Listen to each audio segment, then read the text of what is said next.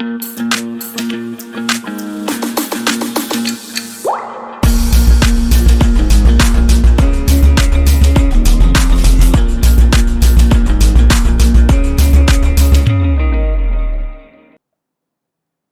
everyone, welcome back to the Layman Way and आज के lecture में हम ये देखने वाले हैं कि ऐसे कौन से ट्रिक्स आप यूज़ कर सकते हो इंटेलिजेंट गेसिंग के लिए।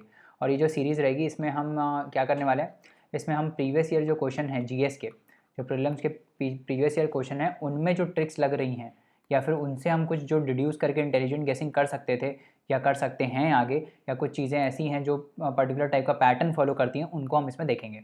तो अगर आप ये सीरीज़ कंप्लीट कर लेते हो, आखिरी एक महीने में हम ये सीरीज़ कर रहे हैं, सीसैट का भी सीरीज़ चल रहा है, इसका भी हम स्टार्ट कर रहे हैं। तो ये अगर आप कर लेते हो तो 20+ मार्क्स आप एडिशनल स्कोर कर सकते हो ओवर एंड अबव जितना आपको आता है। अब इसका मतलब ये नहीं है कि पढ़ाई कुछ नहीं करी है और सिर्फ ट्रिक्स के बेसिस पे चल रहे हैं, ऐसा कुछ नहीं है। पढ़ाई आपको करनी पड़ेगी, है ना। नॉलेज तो है ही आपकी, उसको यूज़ करके थोड़ा बहुत नॉलेज, थोड़ा बहुत इंटेलिजेंट गेसिंग कैसे कर सकते हो वो हम देखने वाले हैं इसमें, है ना।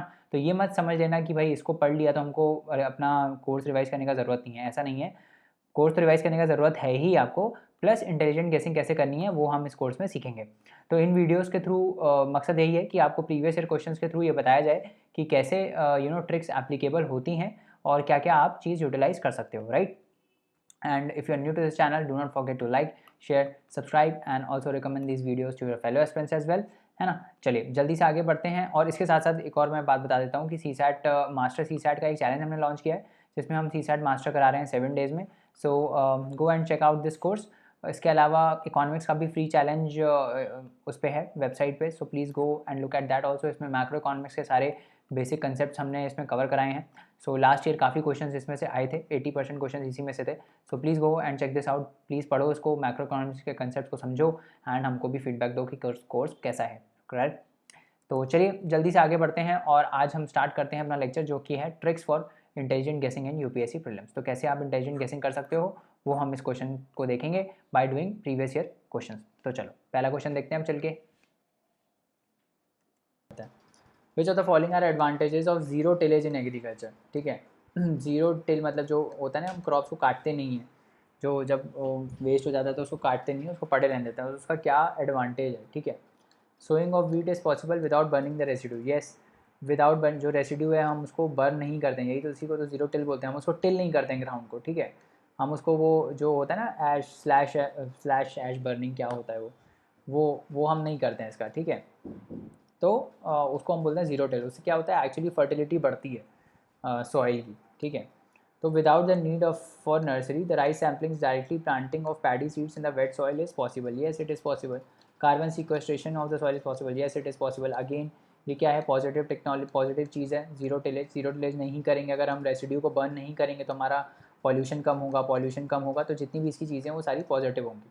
तो sowing of wheat is possible, yes. Nursery की राइस सैम्पलिंग्स बिना मतलब डायरेक्टली प्लांट कर सकते हैं। क्या होता है, राइस की सैम्पलिंग्स इनिशियली जब होती हैं, जब राइस कैसे कल्टीवेट होता है, पहले इनिशियली उसकी पानी में सैम्पलिंग्स को वो रेज़ किया जाता है और फिर बाद में जाके उसको फिर जहाँ पे राइस का कल्टीवेशन होता है वहाँ पे जाके उसको लगाया जाता है। तो इसमें ज़्यादा पानी यूज़ होता है, ठीक है। तो फिर से ये चीज़ किस पे आ गई, सस्टेनेबिलिटी पे, ठीक है। तो सस्टेनेबिलिटी को इम्प्रूव करने वाली जितनी भी चीज़ें होंगी वो सारी क्या होंगी, सही होंगी। कार्बन सिक्वेस्ट्रेशन भी यही होता है कि कार्बन ज़्यादा अगर आप रेसिड्यू बर्न करते हो तो क्या होता है, कार्बन रिलीज़ होता है एटमॉस्फेयर में। नहीं कर रहे हो तो मतलब नहीं रिलीज़ हो रहा है। Carbon sequestration is possible, yes it is possible, ठीक है। तो इस टाइप से है। According to India's national policy, अलग दूसरा देखते हैं ऑन बायोफ्यूल्स। अब बायोफ्यूल्स फिर से क्या है, सस्टेनेबल चीज़ है, राइट। कोई भी नेशनल पॉलिसी ऑफ बायोफ्यूल्स है, क्या बोल रहा है, which of the following can be use as a raw material. अच्छा, पर इसने रॉ मटेरियल पूछा है इसमें, for the production of biofuels. Biofuels के प्रोडक्शन के लिए हम क्या रॉ मटेरियल यूज़ कर सकते हैं। तो नेशनल पॉलिसी ऑन बायोफ्यूल्स बहुत ज़्यादा न्यूज़ में था, ठीक है। उसमें क्या बोलते हैं, एक स्टेज 1 था जिसमें बायोडीज़ल और इथेनॉल यूज़ होता है। फिर रॉ मटेरियल जो फूड के वेस्ट रॉ मटेरियल्स हैं, जैसे रॉटन टोमेटोज़ हो गए, है ना, रॉटन पोटैटोज़ हो गए, ये सब यूज़ होते हैं, ठीक है। फिर जो 3G होता है, ये इसको 1G बोलते हैं, फर्स्ट जनरेशन, इसको सेकंड जनरेशन। फिर थर्ड जनरेशन आता है जिसमें हम ये यूज़ करते हैं, शायद क्या यूज़ करते हैं, बायोडीज़ल, शायद बायो CNG वगैरह यूज़ करते हैं उसमें, ठीक है। तो वो होता है बायोफ्यूल, इसी में आता है थर्ड जनरेशन में, ठीक है। तो वो सब एल्गी, हाँ सॉरी, इसमें क्या थर्ड जनरेशन क्या करते हैं, एल्गी और बैक्टीरिया से बनाते हैं, ठीक है, फ्यूल। तो वो होता है। तो ये सब बहुत न्यूज़ में था उस टाइम, तो इसीलिए क्वेश्चन पूछा गया। अब इसमें क्या क्या यूज़ कर सकते हैं, देखो कैसावा, डैमेज व्हीट ग्रेन, जितने भी डैमेज फ्रूट ग्रेन्स हैं ना वो सारे यूज़ होते हैं। तो डैमेज व्हीट ग्रेन्स येस हो सकता है। 2 किस में है, ए में है, सी में है और डी में है, ठीक है। अब देखो ए सी और डी में कॉमन क्या है, ए सी और डी में कॉमन है, कुछ है कॉमन, फिफ्थ कॉमन है, तो फिफ्थ भी सही हो गया, रोटन पोटैटोज मैंने बोला था सही है, ठीक है। और क्या कॉमन है, और बस और कुछ कॉमन नहीं है ना, 2 कॉमन है, 2 भी सही है, हाँ 2 सही है, ठीक है। अब आपको क्या बताना है, हॉर्स ग्राम, शुगर बीट और कसावा सॉरी तो शुगर बीट भी हम यूज़ कर सकते हैं इसमें, ठीक है। ये था, और हॉर्स ग्राम नहीं यूज़ करते हैं, horse gram is not use, तो फोर्थ गलत है इसमें, तो 1 2 5 6 हो जाएगा इसका आंसर। हॉर्स ग्राम हम इसमें यूज़ नहीं करते हैं, ठीक है। आगे बढ़ते हैं। विच of the following statements best describe the term social cost of carbon. Social cost of carbon का क्या है, सोशल कॉस्ट ऑफ कार्बन, ठीक है। कॉस्ट है कोई चीज़ का, कोई निगेटिव चीज़ है, ठीक है। देखते हैं क्या है, इन मॉनेटरी वैल्यू में इसका क्या मतलब है सोशल कॉस्ट ऑफ कार्बन का। Long term damage done by 1 tonne of carbon dioxide emission in a given year, सही लग रहा है ये, है ना। बट बाकी ऑप्शन भी देख लेते हैं। Requirement of fossil fuels for a country to provide goods and services to its reasons based on the burning of those fuels, बेकार, ये तो सही नहीं है, क्योंकि कोई ऐसी सोशल कॉस्ट वो है जिसमें फॉसिल फ्यूल्स हम कंट्री बर्न कर रही है, कंट्री फॉसिल फ्यूल्स बर्न कर रही है सिटीजन्स को सर्विस प्रोवाइड करने के लिए, तो ये कोई सोशल कॉस्ट नहीं है कार्बन का, है ना। सोशल कॉस्ट ये होता है कि आप डैमेज कितना कर रहे हो कार्बन से, मतलब कितना डैमेज हो रहा है, उसका मॉनेटरी वैल्यू जो होता है ना वो होता है सोशल कॉस्ट। कॉस्ट मतलब कोई मॉनेटरी वैल्यू जो कार्बन की वजह से हो रहा है, that is social cost, right. Efforts put by climate refugee, बेकार है। Contribution of an individual to the carbon footprint, ये भी नहीं है। क्या है, बेसिकली सबसे एप्ट ऑप्शन यही है, long term damage done by a tonne of carbon dioxide emission in a given year, ठीक है। आगे बढ़ते हैं। With reference to the pulse production in India consider the following. Black gram can be cultivated as both kharif and rabi crop, क्या बताओ, देखते हैं आगे, डाउटफुल कैटेगरी में डाल देते हैं इसको। Green gram alone account for nearly half of the pulse production, half of the pulse production, पता नहीं, हाफ तो बहुत ज़्यादा है ना, बट फिर भी तीसरा ऑप्शन पढ़ते हैं पहले। In the last 3 decades while the production of kharif crop, kharif pulses has increase, the production of rabi pulses has decrease, ऐसा तो कुछ भी नहीं है, ठीक है, ये तो गलत स्टेटमेंट है। ऐसा कुछ नहीं कि खरीफ का बढ़ा है रबी का कम हुआ है, ऐसा तो कुछ भी नहीं था, है ना। तो थर्ड हो गया गलत। अच्छा, थर्ड अगर गलत हो गया हमारा तो ये गया और ये गया, ठीक है, या तो 1 सही है तो 2 सही है। Black gram can be cultivated as both Kharif and Rabi, and green gram alone accounts for nearly half of the production. ये गलत लग रहा है 2 वाला, कि half of the production, green gram basically वो होता है जो मूंग दाल नहीं होता है, वो मूंग दाल होता है ग्रीन ग्राम। भाई बाकी ग्राम भी तो होते हैं, चने भी होते हैं, है ना, छोले भी होते हैं, और वो राजमा भी होते हैं, ये सब भी तो कितना डिमांड में रहता है, सिर्फ मूंग थोड़ी है, मूंग 50% कैसे हो सकता है, तो ये हो गया गलत, आंसर हो गया 1, है ना, 1 ओनली आंसर हो गया इसका। तो ये देखो, अब ये है अपना ग्रीन ग्राम, ये ब्लैक ग्राम है ना, इतने सारे ग्राम होते हैं, अब उड़द दाल वगैरह भी होती है इसमें, ठीक है। तो ये सब में कैसे ही हो सकता है, आप देख लेते हैं पहले। Gram is most dominating pulse, 40% of the total production, gram total 40% है, जिसमें से ये मूंग कितना है, ग्रीन ग्राम कितना है, green gram is only 8 to 10%, ठीक है। तो इतना है, और ये दोनों में कल्टिवेट हो सकता है ब्लैक ग्राम।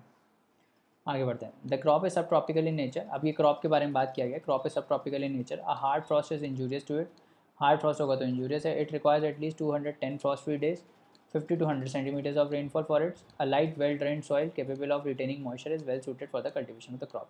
अब ये तो आपने क्रॉप्स पढ़ा है तो ही बता पाओगे, मैंने पढ़ा था, मेरे को पता था ये कॉटन का है, क्योंकि कॉटन में ही सबसे ज़्यादा फ्रॉस्ट फ्री डेज आपको चाहिए होते हैं, है ना, फ्रॉस्ट ना हो वही जो हैं वही होते हैं, मतलब वही कॉटन के लिए आइडियल कंडीशन होती है ना।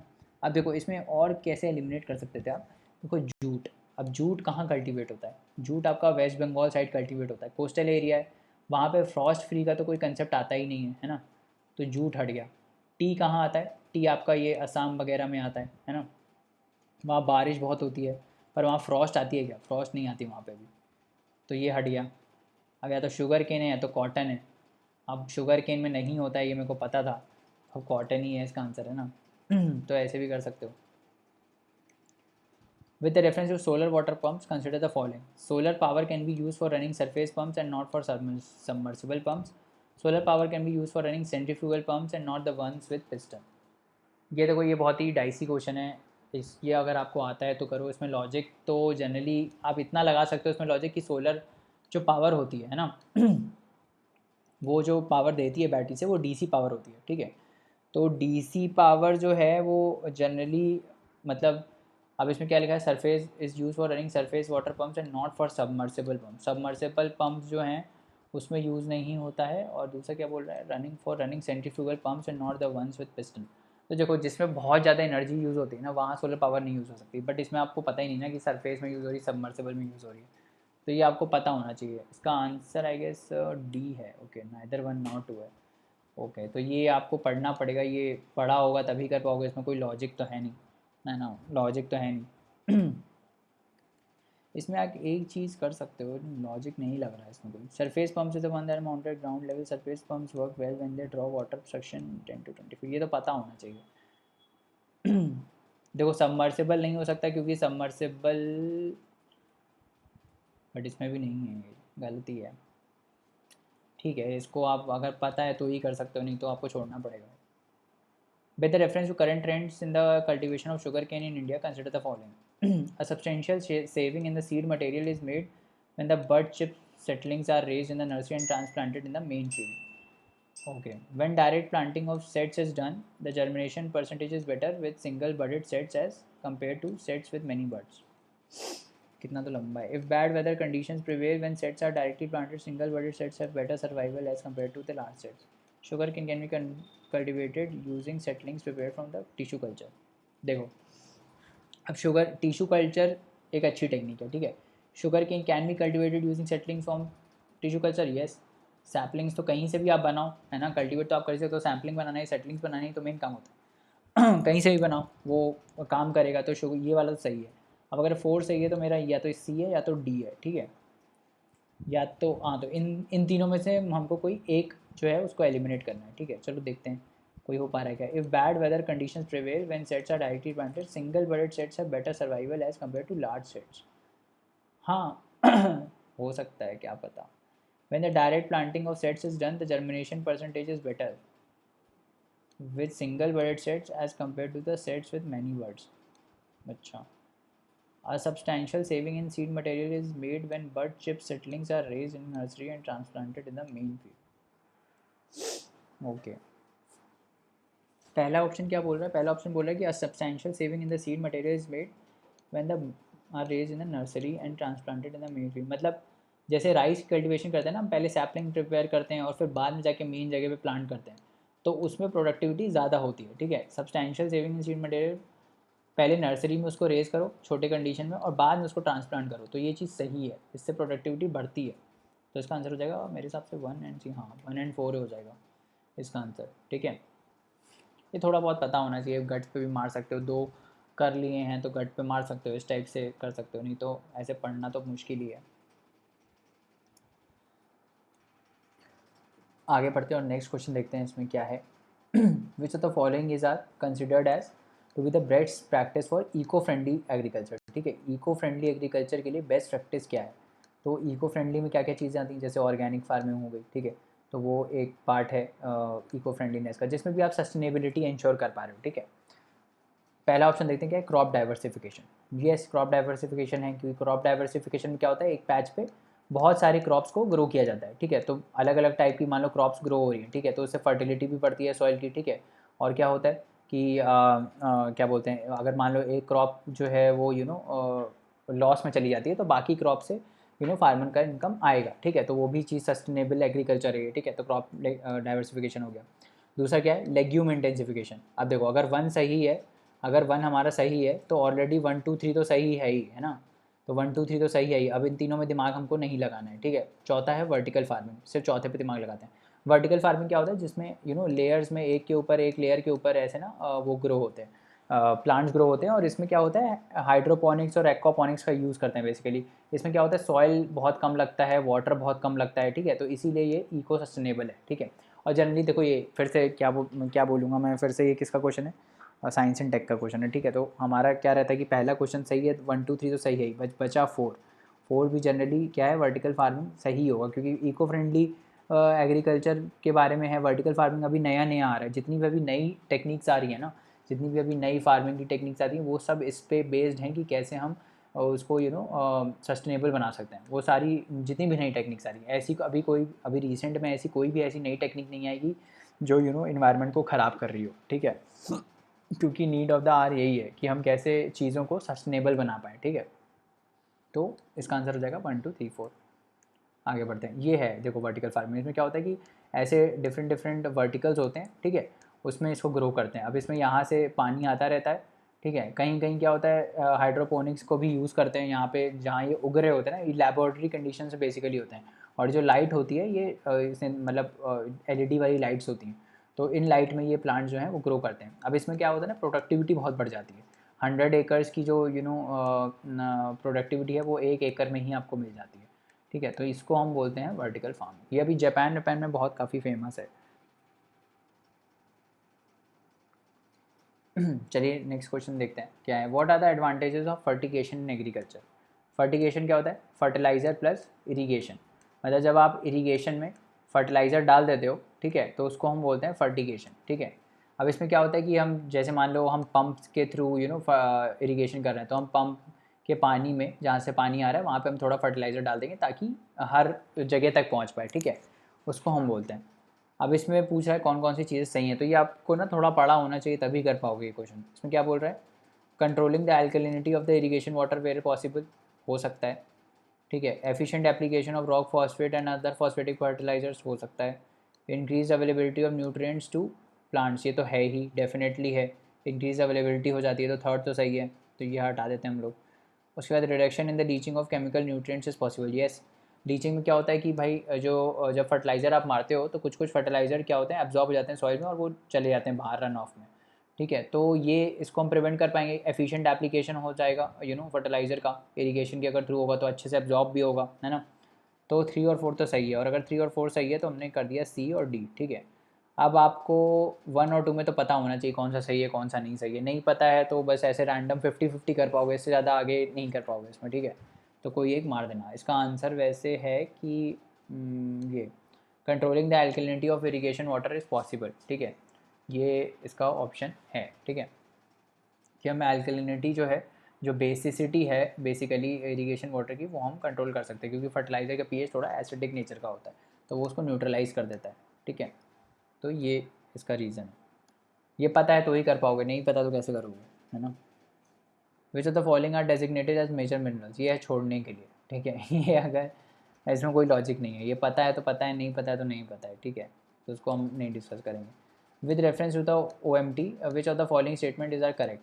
OMT can be is measured ocean mean temperature जो है वो 26 depth of 26 degree Celsius isotherm which is 129 metres. ये एक्चुअली गलत है, 129 नहीं होता, ये 50 मीटर्स आई गेस होता है ना। ये 50 मीटर्स तक होता है, तो पहला हो गया गलत।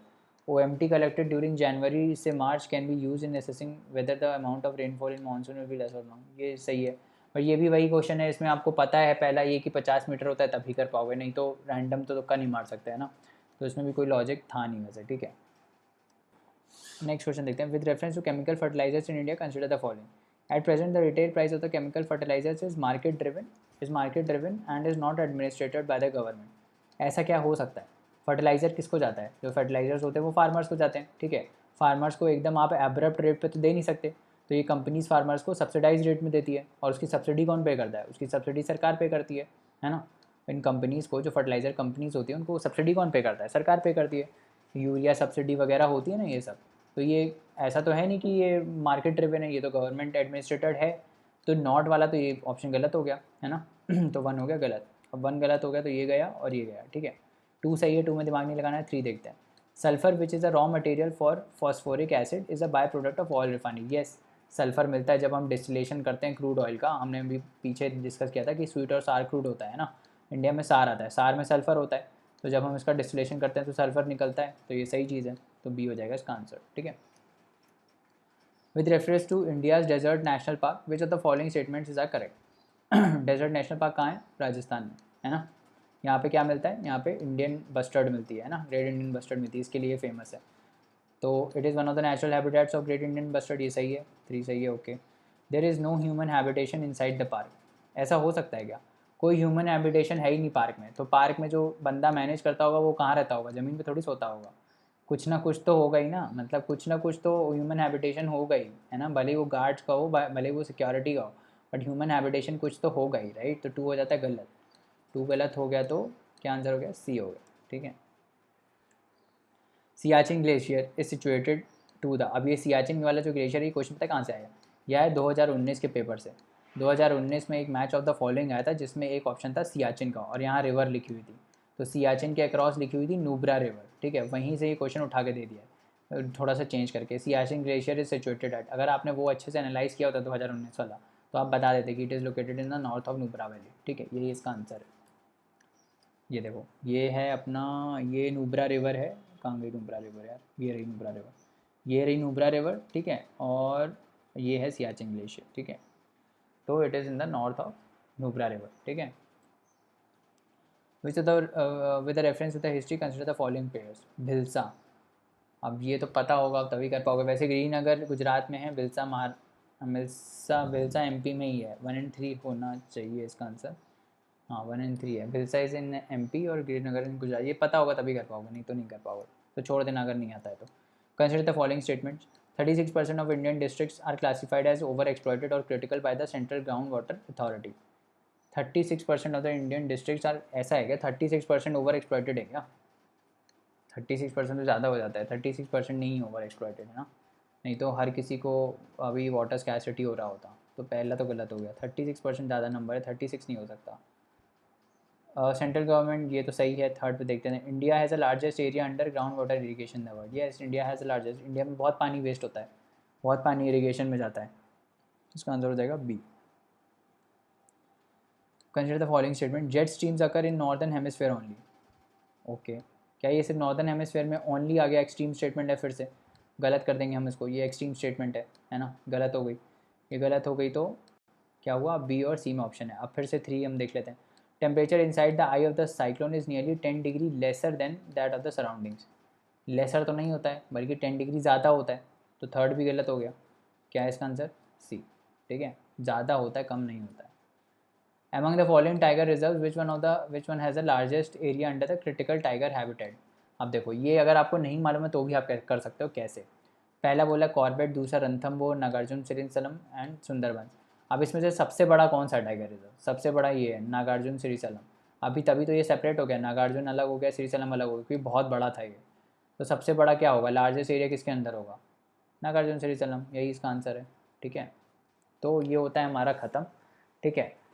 अगला हम 2019 का डिस्कस करेंगे, सेम ऐसे ही उसमें ट्रिक्स लगाएंगे, ठीक है, या तो फिर आप हमको ये कमेंट सेक्शन में ये बताइए कि अगर आपको सिर्फ स्पेसिफिक क्वेश्चन वैसे चाहिए, पूरा पेपर डिस्कशन नहीं चाहिए, सिर्फ स्पेसिफिक क्वेश्चन चाहिए जिसमें ट्रिक लग रहा हो, तो वो भी हम कर सकते हैं ना, हमारा मोटिव ये है कि पूरा पेपर एक बार सॉल्व कर लेते हैं ताकि पता चल जाए कितने में ट्रिक लगता है कितने में नहीं लगता है ना, तो थोड़ा, अब 2020 वाला पेपर थोड़ा अब्रप्ट था तो इसमें कम ट्रिक्स लग रहे हैं, बट 19-18 में थोड़े ज़्यादा ट्रिक्स लगे, ठीक है, तो वो हम अच्छे से डिस्कस करेंगे, ठीक है, तब तक के लिए आगे लेक्चर देखते रहिए, है ना, स्टे ट्यून और पढ़ते रहिए, बाय बाय, टेक केयर।